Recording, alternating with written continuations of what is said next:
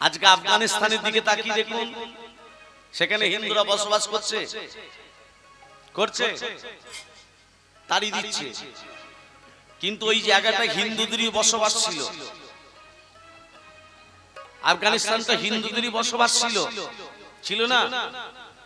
তাহলে আজকে সেখানে হিন্দুদেরকে কেন বিতাড়িত করা হচ্ছে? ওই আফগানিস্তানের মেয়ে আমাদের ঘরে বউ হয়ে এসেছে, কে বলুন তো? আফগানিস্তানের মেয়ে আমাদের ঘরে বউ হয়ে এসেছে, সেটাকে হ্যাঁ গান্ধার রাজ্যের মেয়ে, গান্ধারী। তাহলে আজকে সেখান থেকে হিন্দুদের বিতাড়িত করা হচ্ছে কেন? ভক্তমণ্ডলী, ভক্তিমতী মা, হিন্দু সনাতন ধর্ম যদি একত্রিত না করা হয়, হিন্দু সনাতন ধর্ম যদি একত্রিত না হয়, মানুষ যদি মানুষকে ভালো না বাসে, তাহলে কি জন্য মনুষ্য জন্ম ধারণ করেছে? তুমি যে হিন্দু সনাতন ধর্মে দীক্ষিত, তার প্রমাণ কি? এটা হলো নামের মালা। এই নামের মালা গলায় পড়তে হবে। স্বয়ং ভগবান জিজ্ঞেস করবে, তুই কোন সনাতন ধর্মে দীক্ষিত? তুই যে হিন্দু সনাতন ধর্মে দীক্ষিত, তার প্রমাণ কি? বাড়িতে যদি পোষা কুকুর থাকে, তার গলায় বেল থাকে, সেই কুকুরকে যখন রাস্তা ছেড়ে দেওয়া হয়, পাড়ার কুকুরের সঙ্গে যখন মিশে যায়, লাঠি নিয়ে তুমি বেল পড়া কুকুরটাকে যদি মারতে যাও, এই একে একদম মানিস না, এর একজন মালিক আছে। আর তুমি যে হিন্দু সনাতন ধর্মে দীক্ষিত, তাও তোমার মালিক কে আছে? জোর করে কাউকে হরি বলানো যাবে না। আমি যদি বলি হরে কৃষ্ণ বলুন, আপনি যদি না বলেন আমি কিছু করতে পারবো? মহারানী যেতে দেখেছেন? বলো হরি হরি বল, বলো হরি হরি বল, বলো হরি হরি বল। কত আনন্দ হচ্ছে, তাদের মরা নিয়ে যাচ্ছে। আর যার বাবা মরে গেল, তার বুকে কত দুঃখ, আর আনন্দ করে যাচ্ছে, বলো হরি হরি বল। যখন এই কেন বলে বলো হরি হরি বল, কেন বলে জানেন? বলো হরি, মরাটাকে প্রশ্ন করে, তুই যতদিন বেঁচে ছিলিস হরি বলেছিস কিনা জানি না, আমরা তো শুনতে যাইনি। হরি বলেছিস না বলিনি? বলেছিস না বলিনি, আমরা শুনতে যাইনি। তা তোর আজকে তুই তো শেষ হয়ে গেছিস, বলো হরি। মরা তার বলতে পারে না, 500 লোক বলে দেয় হরি বল। তখন মরাটা যখন নিয়ে যায়, মাথাটার দিকে একবার তাকিয়ে দেখবেন, একবার এদিকে একবার ওদিকে। আগেও বলিনি, এখনো বলবো। হ্যাঁ গো, তাহলে জোর করে কাউকে হরি বলানো যায় না। শ্মশানে যখন যাচ্ছে 25 থেকে 30 জন, আর শ্মশানে যে পৌঁছে গেল হয়ে গেল 100 জন। কি করে হলো? খাবার লোভে। কি খাবার লোভে? ওই জল খাবার লোভে। হ্যাঁ, তোমার বাবা মরে গেছে, তোমার মা মরে গেছে, সেখানে 15,000 টাকা জলে খরচা হয়ে গেল। আয় রে, আরে হিন্দু, এখানেই ওরা মরেছিস, এখানেই তোরা মরেছিস। খেলি খেলি খেলি ভালো খাবার জন্য গেছিস তো, আবার যখন আসছিস হরি বলতে আর ভালো করে বেরোচ্ছে না।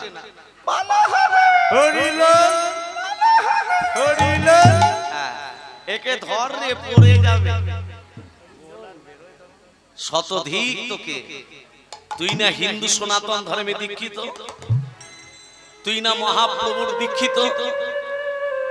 মহাপ্রভু কি শিক্ষা দিয়েছিল? তুই ছাই 5 গুণ খেয়ে কেন হরি নাম করছিস? যদি হরি বলতে পারিস ভালো করে বল, না হলে বলার দরকার নেই। শুধু চোখের জলে একবার কেঁদে কেঁদে ভগবানকে ডেকে ডেকে বলো, চলো চলো নয়নে হাসি মাখা বদনে, তোমার ছলো ছলো নয়নে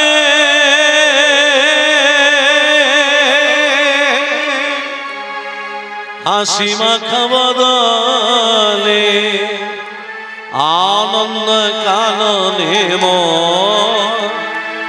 আনন্দ কাননে চলো নিবা। হরি বলো হরি বলো, মনে নেই আমার।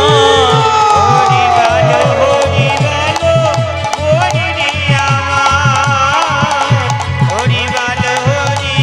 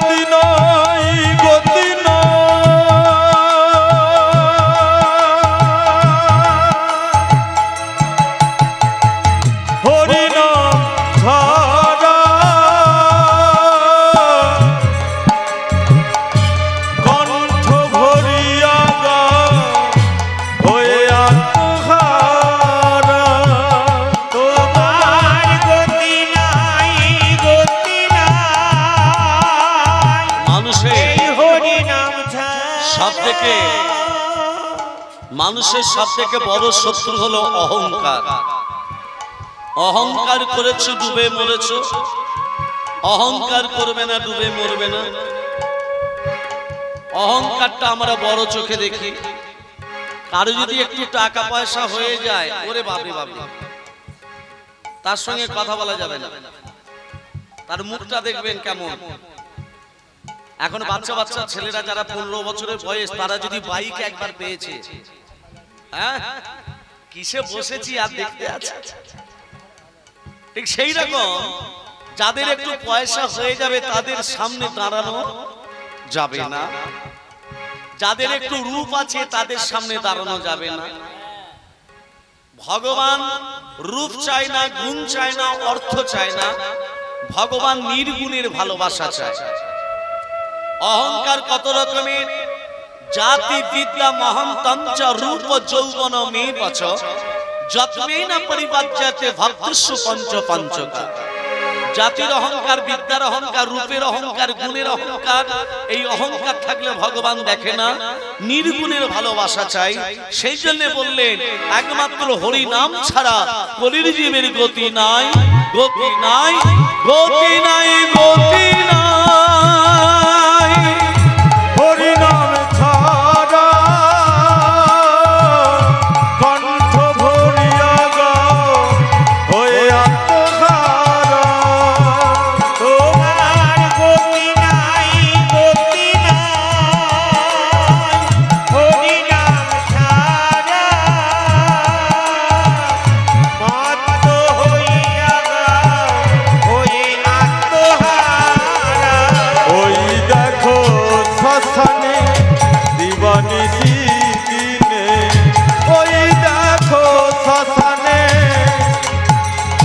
দিবানিশি দিনে পুরিতেছে মানবে, পুরিতেছে মানবে যত অহংকার। হরি বলো, হরি বলো মনে রে আমার, হরি বলো, হরি বলো মনে রে আমার, হরি বলো, হরি বলো মনে রে আমার। এখনকার কলিযুগের মানুষ, মানুষকে হিংসার চোখে দেখে, দেখে না? মুখে হাত দিয়ে বলুন তো, ও 4 তলা বাড়ি হলো, আমার কেন হলো না? ও দিনে 10 বার খেতে পাই, আমি কেন খেতে পাই না? তাহলে মানুষকে যদি হিংসার চোখে দেখে, তাহলে কি জন্য তুমি মনুষ্য জন্ম ধারণ করলে? হিংসা নয়, বিদ্বেষ নয়, মারপিট নয়, প্রেম দিয়ে মাথাবে জগৎ, অস্ত্র ধরে নয়। মানুষ মানুষের জন্যে, জীবনের জন্যে একটু সহানুভূতি কি মানুষ পেতে পারে না ও বন্ধু? মানুষের জন্যে, জীবনের জন্যে একটু সহানুভূতি মানুষ পেতে পারে না ও বন্ধু, মানুষের জন্যে। মানুষ তো মানুষের জন্যে। তাহলে মানুষ যদি মানুষের জন্য না হয়, তাহলে একটা কুকুরের সঙ্গে মানুষের তুলনা করা যায়? একটা গরুর সঙ্গে মানুষের তুলনা করা যায়? গরু সে খায় ঘুমোয়, আমরা খাই ঘুমোয়, আমরা মুখে হরিনাম বলতে পারি, তারা বলতে পারে না। বলো কি তোমার খুশি জীবনে এতই নদী পার হয় তোমাকে ধরে দুর্বল মানুষ। বলো কি তোমার খুশি জীবনের অথই নদী পার হয় তোমাকে ধরে দুর্বল মানুষ যদি। মানুষ যদি সে না হয় মানুষ, কখনো হয় না মানুষ। মানুষ যদি সে না হয় মানুষ, দানব কখনো হয় না মানুষ। যদি দানব কখনো বা হয় মানুষ, লজ্জা কি তুমি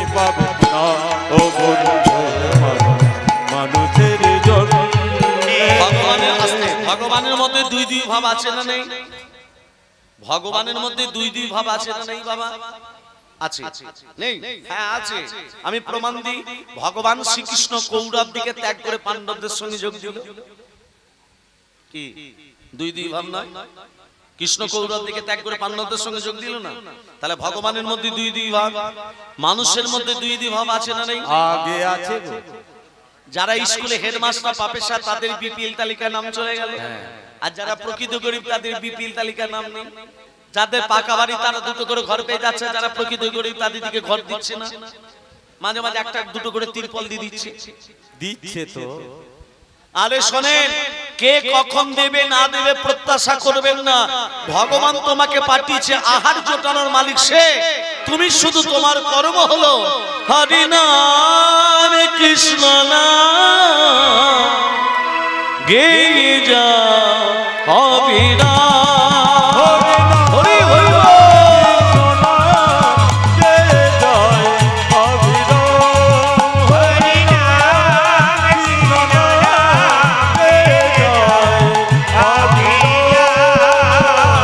এসেছো ভাবে খেতে হবে।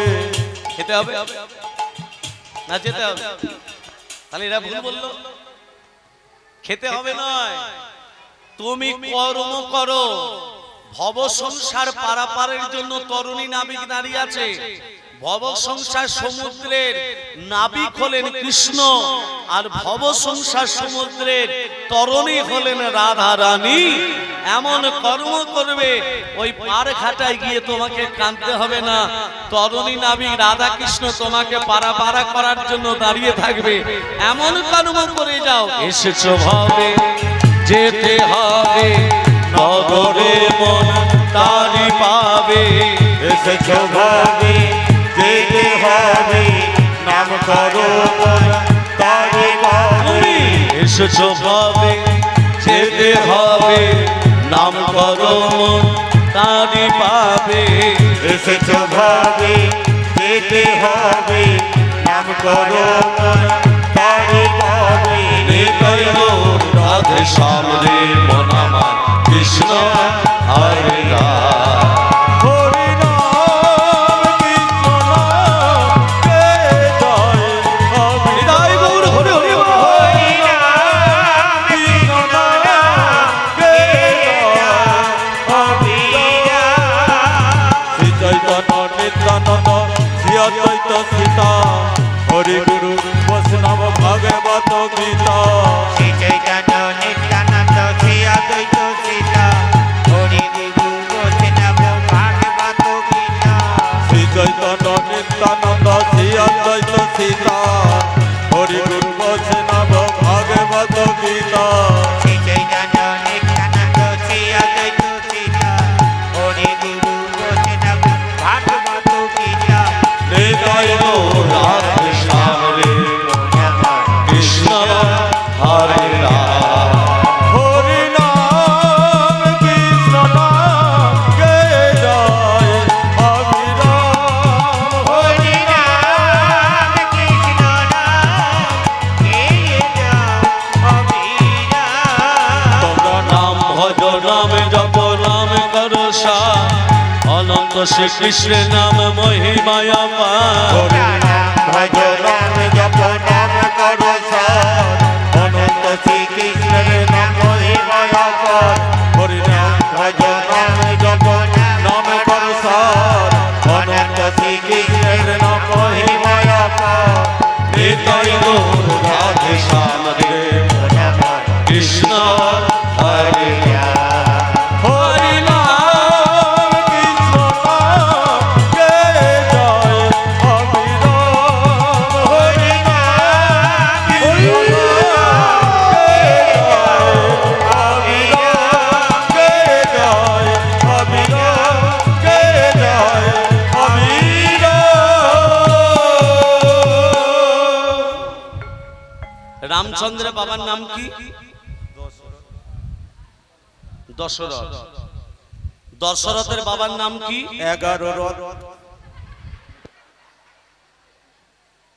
রামচন্দ্রের বাবার নাম দশরথ। দশরথের বাবার নাম হলো অযোর। অজরের বাবার নাম রঘু, মনে থাকবে। রামচন্দ্রের বাবার নাম দশরথ, দশরথের বাবার নাম অজর, অজরের বাবার নাম রঘু। আমরা রামচন্দ্রকে সবাই বলি কি রঘু নন্দন বলি তো।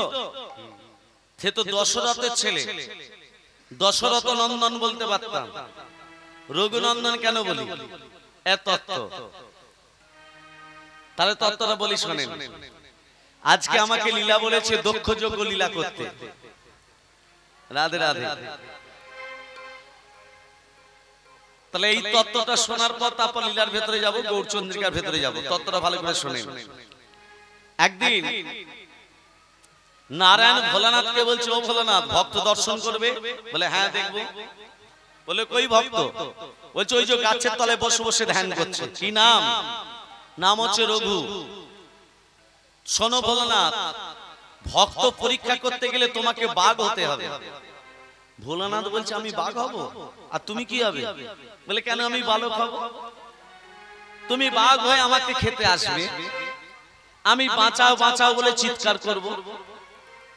ওই রঘু আমাকে বাঁচায় না কি করে, এটাই ভক্ত পরীক্ষা। বলে তাই হোক। ভোলানাথ কি হলো? বাঘ হয়ে গেল। নারায়ণ কি হলো? বালক হলো। এবার রঘু যে গাছের তলায় বসে আছে তার সামনে গিয়ে বলছে বাঁচাও। এই এই এই ধ্যান ভাঙিয়ে দিলি, কি হয়েছে তোর? বাঁচাও বাঁচাও বলছিস কেন? কি হয়েছে? আমি আমি আমি রাজা, নাম আমার রঘু। কি হয়েছে বল? মহারাজ ওই বাঘটা আমাকে খেতে আসছে। কোথায় বাঘ? বস আমার কোলে বস, দেখি বাঘটা তোকে কি করে খায়। বস আমার কোলে বস। রঘু তো জানে না যাকে কোলে বসাচ্ছে সে হচ্ছে শ্রীহরি নারায়ণ। রঘুর মনে কোনো পাপ নেই তো। বস আমার কোলে বস, দেখি তোকে বাঘটা কি করে খায়। রঘুর কোলে বসেছে।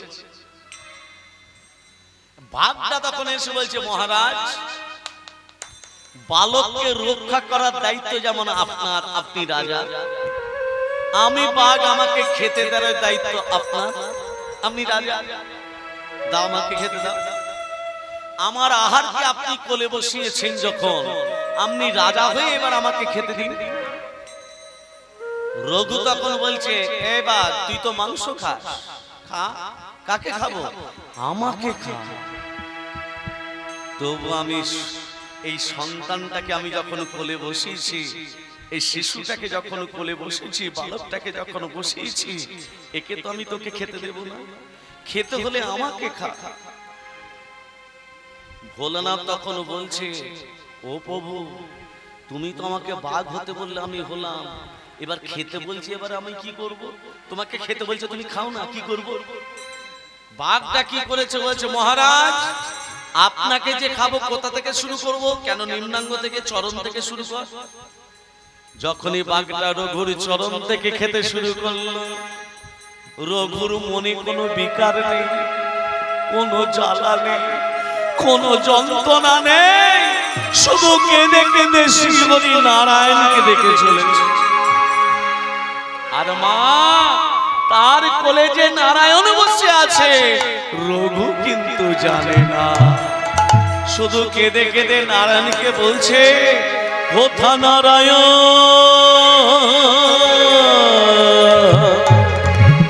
তুমি বিপদ ভঞ্জ কি করো তুমি মোরে।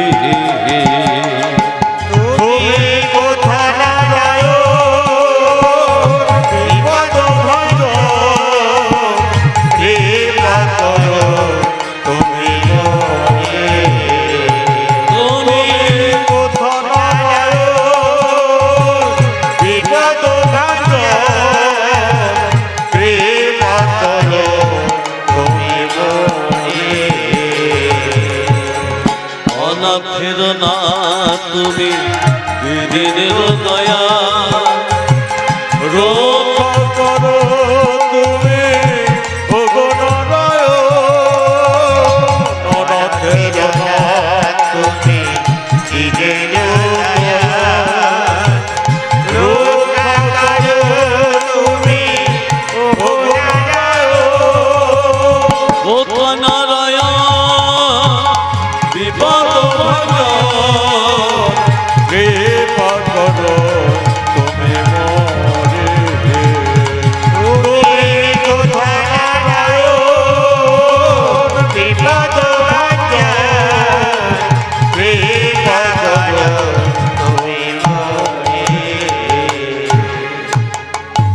বাঘটা কি করেছে, রঘু চরণ থেকে খেতে খেতে নাভি পর্যন্ত উঠেছে, নাভির ওপরে আর খেতে পাচ্ছে না। কেন বলো তো বাবা? আমাদের নাভি থেকে কুলকুণ্ডলিনী জাগ্রত, নাভি থেকে আমাদের কুলকুণ্ডলিনী জাগ্রত। ব্রাহ্মণরা যখন মন্ত্র বলে আগে নিজের কুলকুণ্ডলিনীকে জাগ্রত করে নেয়। কি বলে? ও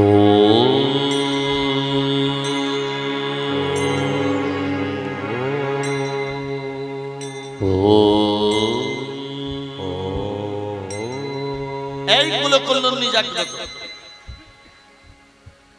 একে তো ভেতরে নাম, রঘু তো নাম করছে, নারায়ণকে ডাকছে, বাঘটা উপরে খেতে পাচ্ছে না, নাভির উপরে খেতে পাচ্ছে না, আর রঘু এমন কেঁদে কেঁদে নারায়ণকে ডাকছে, নারায়ণ আর থাকতে পারলো না। রঘু, এই রঘু, রঘু, যাকে তুই কেঁদে কেঁদে ডাকছিস একবার তাকিয়ে দেখ, ওরে একবারে বেটা তাকিয়ে দেখ, আমি তোর কোলে বসে আছি, তোর কোলে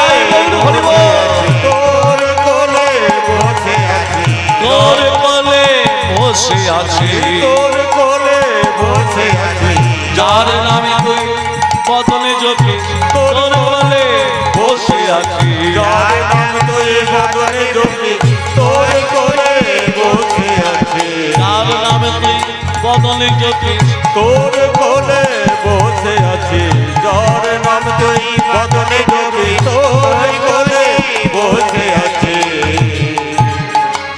তোর মতো ভক্তকে প্রতিষ্ঠা দেওয়ার জন্য আমি ত্রেতা যুগে রামচন্দ্র হয়ে অবতীর্ণ হব। আমার বাবা হবে দশরথ, কিন্তু আমাকে কেউ বলবে না দশরথ নন্দন। তোর মতো ভক্তকে প্রতিষ্ঠা দেওয়ার জন্য সবাই আমাকে বলবে রঘু নন্দন। সেই দিন থেকে আমরা রামচন্দ্রকে রঘুনন্দন বলি, দশরথ নন্দন বলি না। হে ভক্ত মন্ডলী, ভক্তিমতী মা, তাহলে কলির মানুষ উদ্ধার হবে কেমন ভাবে? স্বধর্মে নিধনং শ্রেয়, পরধর্ম ভয়াবহ। গীতার কর্মযোগে লেখা আছে স্বধর্মে নিধনং শ্রেয়, নিজের হিন্দু সনাতন ধর্মকে বজায় রেখে তুমি মৃত্যু বরণ করো, সেটা হলো স্বর্গের দাস। আর অপরের ধর্মকে আঁকলে পড়ে থেকে খ্রিস্টানদের ধর্ম তুমি যদি গ্রহণ করো, তুমি মারা যাবার পর তোমাকে নরকে যেতে হবে। আর হিন্দু সনাতন ধর্ম গ্রহণ করে তুমি যদি মারা যাও, তুমি নিতাই গৌরে দাস দাসী হয়ে থাকবে। কলি এই রূপে উদ্ধারিল সবে নর নারী, কলি এই রূপে উদ্ধারিল সব নর নারী, কলি এই রূপে উদ্ধারিল সব নর নারী, এ রাধা মোহন করে না হলে হমারি, এ রাধা মোহন করে না হলে হমারি, এ রাধা মোহন করে না হলে হমারি, এ রাধা মোহন করে না হলে হমারি। উদ্ধার হব রে, উদ্ধার হব রে, উদ্ধার হব রে, উদ্ধার হব রে, কলিজাত নর নারী উদ্ধার হব রে, কলিজাত নর নারী উদ্ধার হব রে, কলিজাত নর নারী হরি হরি হরি বলে, কলিজাত নর নারী হরি হরি হরি, কলিজাত নর নারী হরি হরি হরি বলে, উদ্ধার হব রে, উদ্ধার হব রে, উদ্ধার হব রে।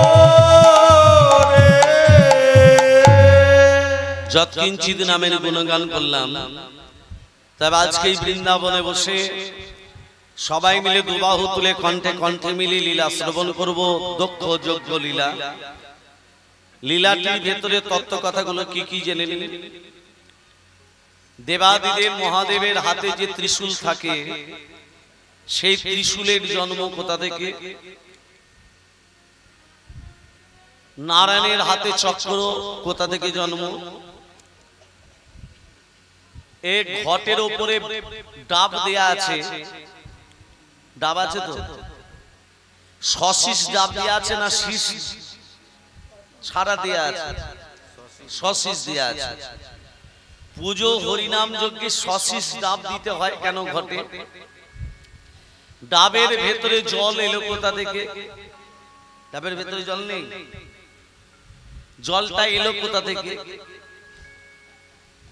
ব্রাহ্মণরা যখন পুজো করতে যায় ঘটের উপরে, এই ডাবের উপরে সিঁদুর দিয়ে দেয়, শাখা নোয়া পরিয়ে দেয়। কেন দেয়? সেই ডাবটা যখন পেকে যায় একটা নারকেল হয়ে যায়, তার চোখ আছে নাক আছে। এ তত্ত্ব আমরা আস্বাদন করব। লীলাটি নাম হলো দক্ষযজ্ঞ লীলা। তার আগে বৈষ্ণব পদকর্তা বাসুঘোষ কলম দিলেন। হরিনাম সংকীর্তন যেখানে হয় সেটা হলো বৃন্দাবন, আর তুলসী কাননা যত্র তত্র বৃন্দাবনপুরী, যেখানে তুলসী বিকোষ সেই জায়গাটা হলো বৃন্দাবন। মায়েরা তুলসী পত্র তোলার সময় মন্ত্র বলেন তো, ওই চর পর করে তুলে নেওয়া হয়।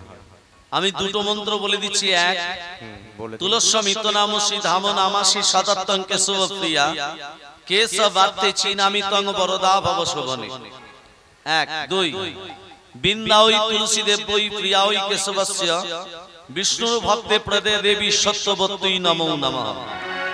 মনে থাকবে? হয়ে গেল। এত বড় বড় মনে থাকবে না, ছোট কিছু থাকে তো বলুন। তুলসী পত্র তোলার আগে তুলসী বৃক্ষটাকে 3 বার প্রদক্ষিণ করুন হরে কৃষ্ণ নাম বলতে বলতে।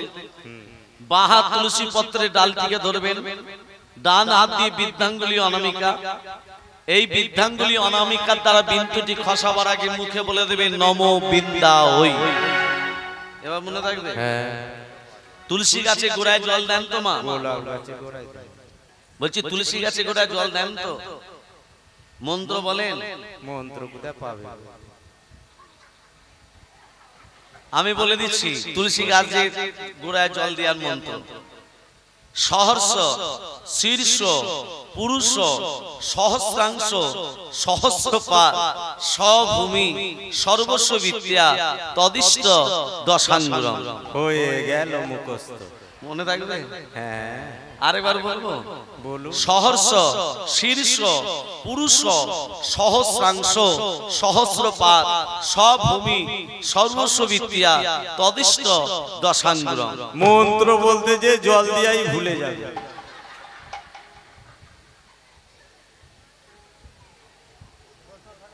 এত মন্ত্র মনে থাকবে না।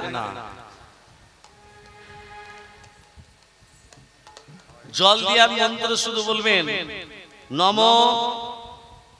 এতৎ জলম অর্চিতম নম বৃন্দাদেবৈ নমো নমঃ। আর কিছু বলার দরকার নেই। আসুন বৃন্দাবনে বসে সবাই মিলে দুবাহু তুলে কণ্ঠে কণ্ঠে মিলিয়ে তালে তালে দিয়ে ভজন। ও মিঠি রাস সে ভরণী রাধে রাধে। হিন্দিতে করবো না বাংলায়? বাংলা, হ্যাঁ হিন্দি ধরেছি কিন্তু। ও মিঠি রাস সে ভরণী রাধে রাধে